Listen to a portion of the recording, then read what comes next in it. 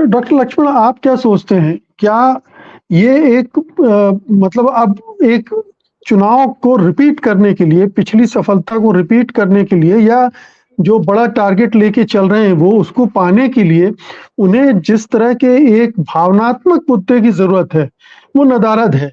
वो राम मंदिर कहीं गुम हो गया है और कोई मुद्दा नहीं है। भ्रष्टाचार को लेकर उतने, जैसा विनोद जी ने कहा, कि लोग उद्वेलित नहीं हैं, क्योंकि आपके भी भ्रष्टाचार सामने आ गए इलेक्टोरल बॉन्ड के जरिए, तो दोनों एक दूसरे को काट रहे हैं। तो अब ये पुलवामा और बालाकोट लाया जा रहा है। क्या आप इससे सहमत हैं और क्या आपको लगता है कि इस चुनाव में ये काम करेंगे? ये काठ की हांडी फिर से चढ़ पाएगी? जी, बहुत शुक्रिया। निश्चित रूप से ये चुनाव इतना महत्वपूर्ण है कि इसको लेकर के जितना विपक्षी दल चिंतित हैं कि वो चुनाव जीते, उससे ज्यादा भारतीय जनता पार्टी चिंतित है।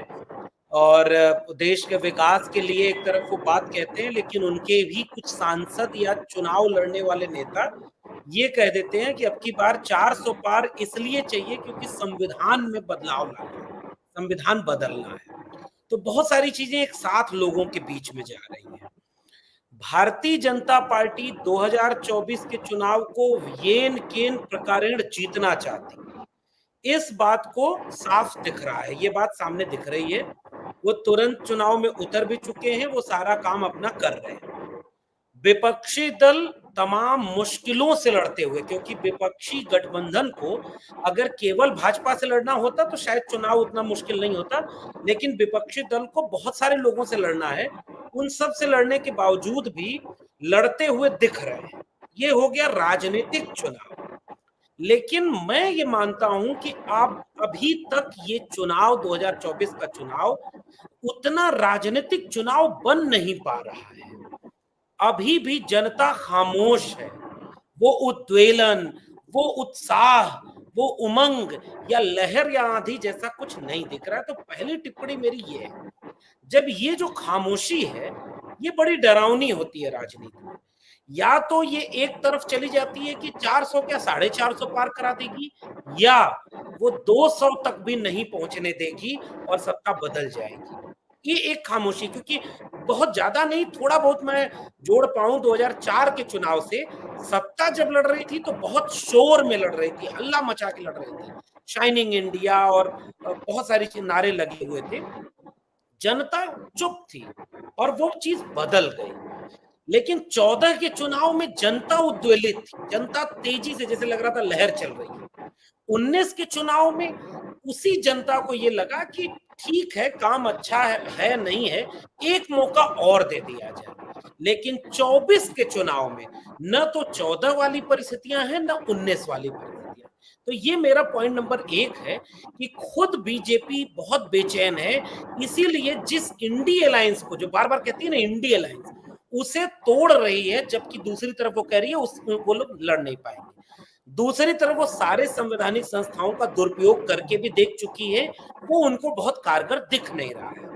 तीसरी तरफ जो आपने अपने सवाल में जोड़ दिया, उसको भी ये बहुत अहम बात माननी जानी चाहिए। राम मंदिर में लाखों लाख लोग रोज दर्शन करने जाएंगे और जो राम को लाए हैं हम उनको लाएंगे, ये सब भी फेल हो चुका है। और ये तो 22 जनवरी के 4 दिन के भीतर फेल हो गया, इसलिए नीतीश कुमार को लाना पड़ा। बाकी सारे मुद्दे भी फेल हो गए। तो ये तीसरी बात। चौथी बात, मेरा मानना यह है कि विपक्षी दलों के नेता अपने ढंग से कोशिश तो कर रहे हैं, चाहे वो कांग्रेस पार्टी हो, समाजवादी पार्टी हो, आरजेडी हो, डीएमके हो या बाकी क्षेत्रीय दल हो। लेकिन ये जो खामोश मिजाजी है, ये जनता की ये समझ रही है कि यह जो 10 साल में सरकार थी, इसने अपने वादे तो पूरे नहीं किए, और नहीं तो 10 साल के बाद इन्हें किस नाम पर वोट दिया जाए। अब मैं थोड़ा सा ऑब्जेक्टिव डिकोडिंग करने की कोशिश कर रहा हूं। राम मंदिर आपने बनवाया, तो राम के मानने वाले क्या 14 में आपको वोट नहीं दिए थे, या 19 में वोट नहीं दिए थे? वो सारे लोग जो मंदिर के नाम पर वोट देते, वो 14 और 19 में वोट दे चुके। अब अलग से कोई वोट बैंक मंदिर के नाम पर नहीं बना। अगर आपने कहा कि कश्मीर को मिला लिया, राष्ट्रवाद बड़ा मुद्दा है, तो सोनम वांगचुक की वीडियो अब गांव-गांव पहुंच रही है, मेरे गांव तक लोग कहते हैं कि बाबू लद्दाख में सुने कोई कह रहा है कि 4000 वर्ग किलोमीटर चीन कब्जा कर ले गया। तो धीरे-धीरे सोशल मीडिया वहां तक जा रही थी, किसानों का आंदोलन धीरे-धीरे जा रहा था। अगर किसान आंदोलन का प्रभाव नहीं होता तो जयंत चौधरी को नहीं तोड़ते, नीतीश कुमार को नहीं तोड़ते, बहुत सारी चीजें। इसका मतलब ये कि जो राष्ट्रवाद उनका मुद्दा था उस पे भी वो फेल हो रहे हैं, वो चीन वाला मुद्दा बहुत भारी पड़ रहा है। आखिर में उनके पास क्या था? भ्रष्टाचार। तो सारे अब ऐसा है कि सोशल मीडिया अभी उतना कंट्रोल हुआ नहीं था, तो ये बात अब लोग समझ रहे हैं कि बीजेपी ज्वाइन करो तो भ्रष्टाचारी नहीं रह जाओगे, और बीजेपी नहीं ज्वाइन करो तो जेल जाओगे। धीरे धीरे एक एक तबका है, मैं ये नहीं कह रहा हूं कि अब बीजेपी को कोई वोट नहीं, बीजेपी का एक कोर वोटर है, लेकिन उस कोर वोटर के भीतर एक तबका है जो महाराष्ट्र में, बंगाल में, बिहार में कम से कम 3 जगह तो ठीक ठाक इनको डेंट कर रहा है।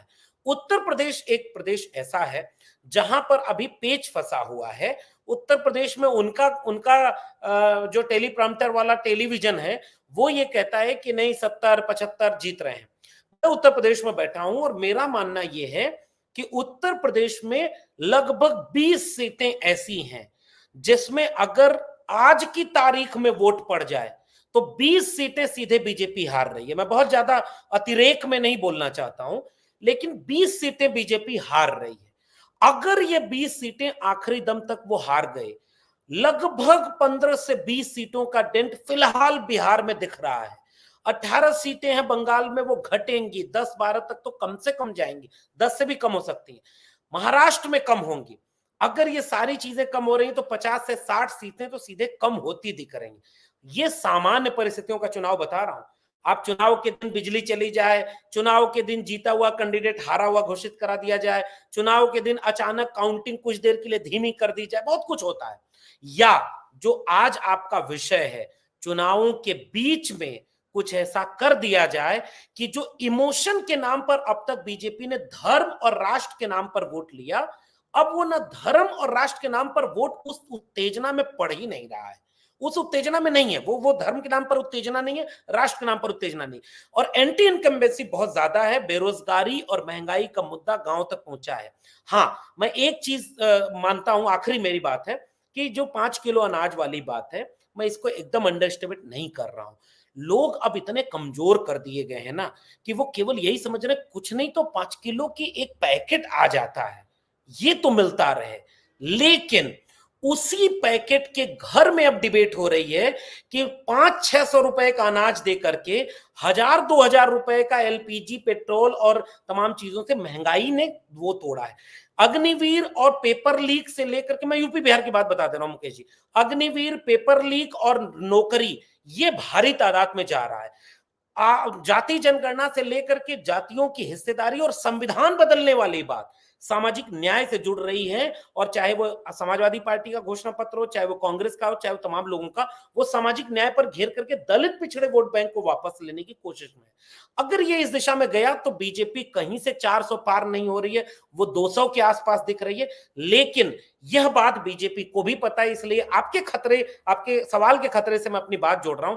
हो सकता है वो कुछ और करके इस चुनौती से आगे पार पाना चाहेंगे। जी बिल्कुल, ये चुनौती तो है लक्ष्मण जी। इस चुनौती को आप क्या शामिल कर रहे हैं अपने कैलकुलेशन में? जब आप बता रहे थे कि उत्तर प्रदेश में 20 सीटें तो बीजेपी की मुश्किल में पड़ी ही हुई है, और बाकी चीजें भी है, जैसे ट्विस्ट करना, एक चीजों को कैसे एक कलर देना है, सांप्रदायिकता का या तथाकथित राष्ट्रवाद का, फर्जी राष्ट्रवाद का, वो खेल अपोजिशन को नहीं आता, उससे लड़ना भी नहीं आता।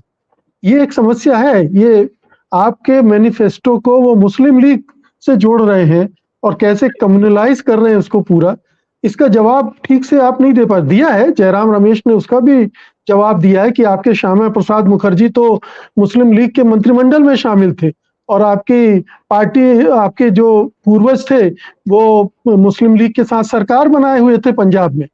ये सब तो चीजें हैं, लेकिन लोगों तक नहीं पहुंच पाती हैं, ये मीडिया के एक हिस्से में रह जाती। डॉक्टर लक्ष्मण।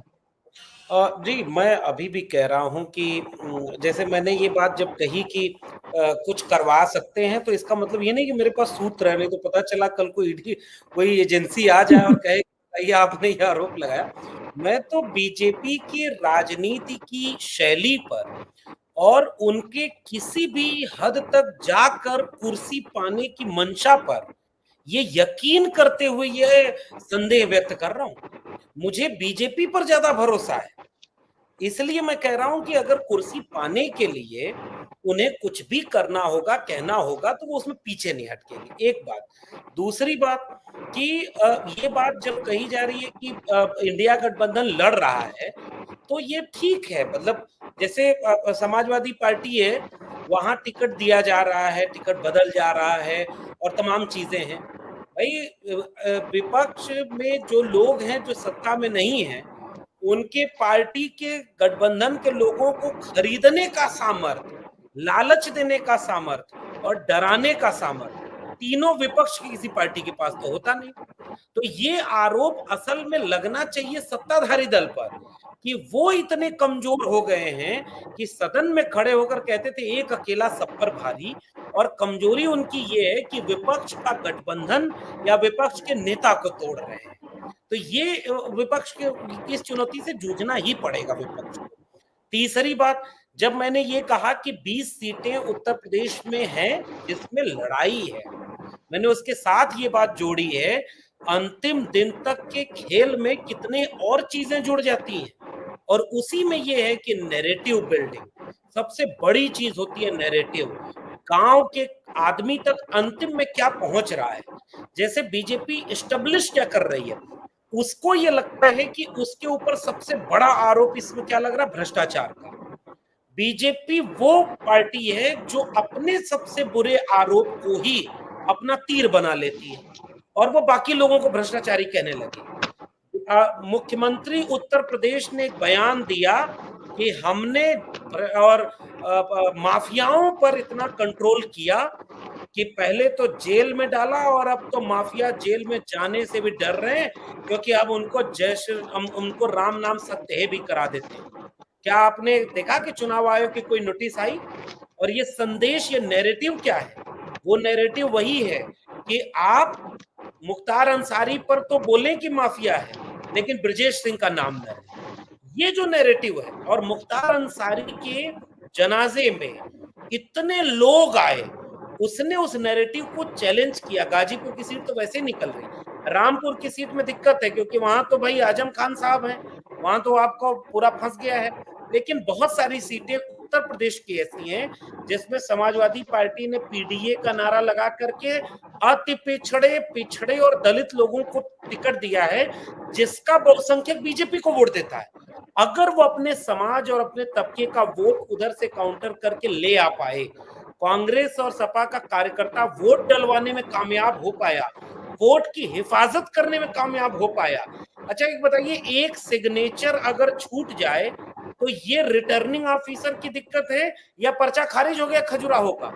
चुनाव यहां लड़ा जा रहा है, आपके पर्चे खारिज कराए जाएंगे, आपके प्रत्याशियों को प्रचार करने नहीं दिया जाएगा, मुकदमे किए जाएंगे, वोट डालने के दिन तक आपके ऊपर अत्याचार किया जाएगा और अंत में चुनाव परिणाम किसके हाथ में चले।